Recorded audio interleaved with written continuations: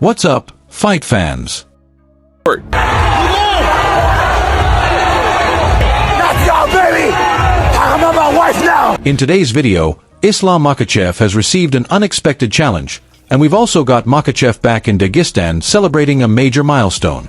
At the same time, Colby Covington is once again pushing his trash talk too far. We'll look at why bringing someone's family into the conversation can lead to instant karma in this sport. On top of that, Charles Oliveira is calling for a huge double title fight with Justin Gaethje. Plus we have updates on Petr Yan, Merab, Umar, and plenty more. So, let's get into it. Colby Covington is back with the type of trash talk he is known for, and this time, Ian Gary is his target. Following Gary's defeat to Islam Makhachev at UFC 330, Colby appeared on Submission Radio and mocked him, while also making direct comments about Gary's personal life and marriage. Colby said it was fitting that Gary's wife had to sit in the corner and watch him get beaten for once. Well, I mean, I don't know. I didn't really pay attention, so I didn't really care about it. But the one thing fitting that I did see is now, the wife got to sit in the corner and watch him get dogged out for once. So at least the roles got reversed for once. The world got to see that he was exposed as a cuck. And I just thought that it was very fitting that now instead of him sitting in the corner and watching, his wife with the nutritionist, he got to have his wife in the corner and watch him, get dogged out. So it was great. We all understand that trash talk can help promote fights, but the question is why some fighters feel the need. I got one more survey for you all. For all the people out there, how many of you guys have Ian Gary's wife? Oh man! To bring family members into their attacks. Once that line gets crossed, it can come across as unnecessary and disrespectful. But in MMA, what goes around can come back very quickly. We've seen another fighter use the same kind of approach by insulting his opponent's wife and calling her fat just before their fight. He eventually had to answer for those. We got married this morning and are fighting, buddy, so. Hey, at least I actually married a girl that's not fat. How about that one? Let's face that way. Facts, Let's face bro. that way. This bitch is fat, bro. Alright. Say nothing about that. Maybe you should, give her a little bit of dieting tips, G. Hey, I love my wife, baby. Oh, yeah. I love my wife, baby.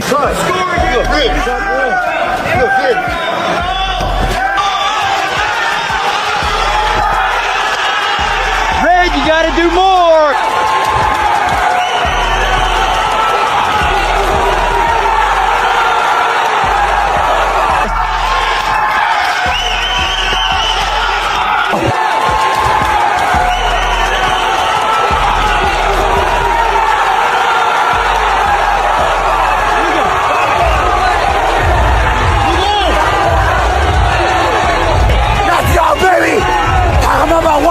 Comments inside the octagon, and he ended up getting knocked out cold.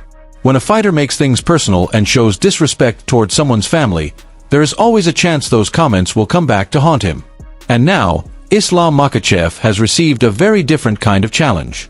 Olympic gold medalist and six-time world champion Jordan Burroughs has said he is willing to face the UFC 2 division champion on a wrestling mat. Burroughs pointed to Makhachev's recent fight with Ian Gary and noted that Gary was able to defend Makhachev's single-leg takedown attempts. But I also watched him. I was at UFC 330. I watched him wrestle Machado Gary, or fight Machado Gary, and I watched Machado sit corner on a couple of the high crotch and single-leg attempts that he had. And Gary's not a great wrestler, and he was sitting corner and defending and countering some of those positions. I'm like, if Islam gets on my leg that way, I'm gonna send him for a ride. Oh, man. Despite not being considered a world-class wrestler, Burroughs then made a bold statement. Even at 38 years old, Burroughs remains one of the... You have to bring some Olympic level guy to AK. I wanna wrestle. Jordan Burroughs. Jordan Burroughs is gonna be a good match, man. What? Yes. You think it'll be a close match between you and Jordan Burroughs? Of course. Islam!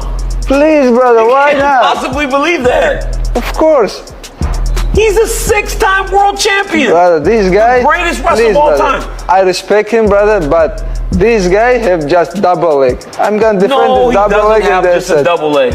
And how he take point? He go double leg, everybody defends, he push everybody. But in AKA, we have roll. He cannot push me. You agree? No, you just won the world championships again. So you know how special Jordan Burroughs is. Congratulations, but this is not like, I know, AKA we don't have, what it is? Like, circle. Circle wrestling. Yeah. But AKA we have roll, cage. Maybe get the Yeah, see, that's the thing, right? It's kind of Islam! Biggest names in freestyle wrestling. But what would actually happen if these two competed under pure wrestling rules? Makhachev is one of the most successful grapplers MMA has ever seen, but going against an Olympic gold medalist in a pure freestyle wrestling match would be a completely different challenge. If they met strictly on the wrestling mat, Islam would have very little chance. But if the same matchup took place under MMA rules, Makhachev would likely dominate Burroughs within minutes. Would you like to see this wrestling match take place on a stage like RAF? Let us know what you think in the comments. Islam Makhachev is now back home in Dagestan celebrating a major achievement. Just 1 week after setting the record for the longest winning streak in UFC history with 17 consecutive victories, Islam handed his championship belt to his father.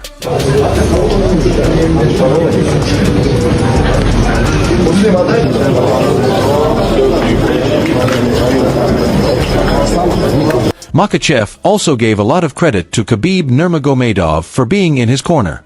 He praised Khabib's ability to understand what was happening during the fight, read each round, and provide the right advice while the action was taking place. Расскажи о присутствии Хабиба в твоем углу, как это ментально влияет на тебя. Это не первый раз, конечно же. Просто мне запомнили слова, которые в эфир попали в начале боя. Выше голову, мы туда заходим как чемпионы. Помнишь ли ты это и как это заряжает? Да, он постоянно говорит такие напутственные слова, которые заряжают перед боем, которые дают тебе понять всю ответственность, что ты выходишь туда, и любая ошибка очень дорого стоит. И между раундами у Хаиба лучше всех понимание ведения боя, там, какой раунд ты выиграл, где тебе надо поднажать, где-то надо там сбавить. И вообще нахождение Хаиба в углу – это очень большая поддержка. Makhachev also made a prediction for the upcoming featherweight title fight between Alexander Volkanovski and Movsar Evloev. Speaking to Ushatika, Islam picked Evloev to defeat the 37-year-old champion. Makhachev believes the 5-year age difference could have a major impact on the outcome. Раз у нас ребята дрались сейчас на последней неделе в Майами. Мы были в Майами тоже, и как раз зал находится в Майами. Я поехал к нему, увиделся, поговорил, спросил, как подготовка. Просто пообщались. И уже не секрет, и он сам тоже знает, что бой будет нелегкий, что Волконовский тяжелый соперник для любого. Но я думаю, Мовсар справится своей молодостью, да, уже Волконовский уже, если честно сказать, не на том пике, который там у него был пару лет назад, хотя он до сих пор является одним из лучших бойцов. Но я думаю, будет очень конкурентный бой, но Мовсар, я надеюсь, сделает свое. Islam also provided an update about his own future. He admitted that he is not sure how many more records remain for him to chase, but he believes he still has at least 3 more extremely difficult and exciting title defenses ahead of him before he starts thinking about ending his career. However, Makhachev also responded to Merab Dvalishvili, who recently criticized him for raising the Russian flag after defeating Ian Gary. Islam did not hold back, saying that Merab has always been unhappy with his success inside the octagon. Makhachev also pointed out that Petr Yan had already defeated Merab while raising the flag, and he predicted that Yan will beat him again in their rematch. I thought they're not allowed to have a flag there, bro. They don't let me use the flag. Russia. Now this flag is banned. Upside down. This flag is banned everywhere in the world, and only, of course, they showing here in UFC, and then. Ты в октагоне поднял российский флаг, и все видели достаточно неоднозначную реакцию Мераба Двалишвили. Ты видел вообще эту реакцию? Было какое-то мнение у тебя? Ну, я видел, конечно, его реакцию. Я вообще видел видео, как он там бой смотрит. Он с самого начала не рад был вообще моим успехам в октагоне. Но я на эти вещи внимания не обращаю. Он высказывался по этому поводу много раз, но Петр Ян, выиграв его и в октагоне подняв флаг, и я думаю, он его еще раз сейчас выиграет и уже заставит замолчать. And finally put an end to the criticism. Speaking of Petr Yan, he has now explained what went wrong in his previous loss to Merab. Yan said a serious injury to his right hand badly affected his performance. He revealed that he was only able to land 4 punches with his right hand during the entire fight. Казалось, что во втором бою ты был значительно сильнее, просто физически даже сильнее, чем в первом бою, и это его очень сильно удивило. Тебя что-либо о нем удивило в твоем бою против него втором или нет? Конечно, я отличался, исходя из нашего первого поединка. Я был с одной рукой, я за 5 раундов в первом бою ударил 4 раза правой рукой. Конечно же, я не мог не отягощать, отталкивать, прижимать, бороть, то есть я не мог работать правой рукой из-за травмы. Безусловно, Мераб сильный спортсмен, сильный боец. доказал это боями. Вот. Что меня удивило? Я не скажу, что меня что-то прям удивило, так как я готовился драться с ним на разных этажах, бороться, в стойке драться. Я просто был и готовился, был лучшей версией, так сказать, в тот день. Ариэль, Мераб в том бою был тем бычком, которого загоняли вот сюда, вот, в эти ворота. Merab also gave an update on Ilia Topuria. He laughed when asked about Topuria taking time away from competition, explaining that Ilia is simply enjoying life and spending time with his family. However, Merab also warned the rest of the division that when Topuria returns, nobody will be able to stop him from trying to reclaim his championship belt. As you guys all see, he's having a great time. He's enjoying life. He's always been like this. He's such a happy guy. He's a very lover, big heart, with friends and family, and he's doing very good. He's fine. When he will come back, he will get back the belt and he will beat everybody. Nobody can stop him, and yeah, he's the best, and you guys already know, but he's gonna prove it again and again. John Onik believes that if Ilia Topuria is truly the competitor everyone knows him to be, then he will want to return to action before the end of 2026. During the latest episode of the Onik and Florian podcast, the two discussed some of the biggest UFC matchups that... And I mean, do you go Tom Aspinall, Cyril Gane at MSG? Is that what's happening? Ooh. That's the biggest fight you can make in MMA right now, right? Like, I think that's definitely what... Well, with Gaethje sidelined till next year, Ilya sidelined, I'm imagining till next year. So Gaethje's not fighting again this year, is that accurate? I think that's what he's been talking about. I think that seems to make that makes sense. It'd be amazing if he came back and they did the rematch in December at T-Mobile. That'd be... Sign me up. I'll be there with bells on. But I think realistically, yeah, I think you got Kayla, Amanda, you got Aspinall gone. One does one does the other. I think that's perfect, right? The ability of these fighters to respond after facial fractures with titanium plates in their face, right? If I'm Ilia Topuria and the mentality that I think is ingrained within, I feel like he's asking Hunter Campbell for a fucking fight. Like, that's what I do. You know, we'll see. 刚才那个问题就是，我说他这场比赛会简单比赛，因为我觉得他没有老马力跑得快。Umar, what do you think about that? Он как сильно ошибается. Как это сказать? It's gonna be very, very hard for him. It's not gonna be easy fight. Trust me. Как будет, настройся на очень тяжелый бой.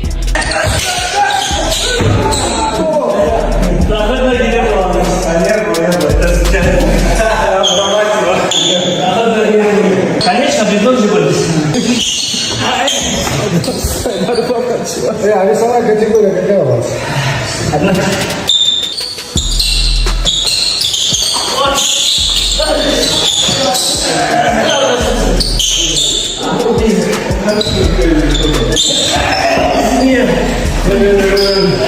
Без прав, пацаны, без прав.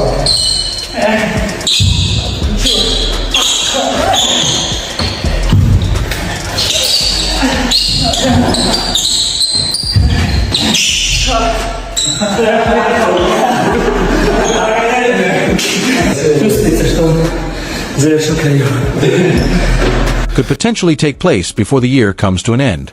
Looking ahead to UFC Shanghai, Umar Nurmagomedov and Song Yadong also had an interesting virtual face-off before their upcoming fight. Yadong claimed that Umar would be an easy opponent because he is not as fast as Sean O'Malley. Umar simply laughed at the comment and warned Yadong that he was making a serious mistake and would face a very difficult night inside the cage. Away from training, Umar kept things relaxed by taking part in a fun wrestling match in a hotel hallway with Zabit Magomedchirapov. Meanwhile, the lightweight division is becoming more interesting by the day.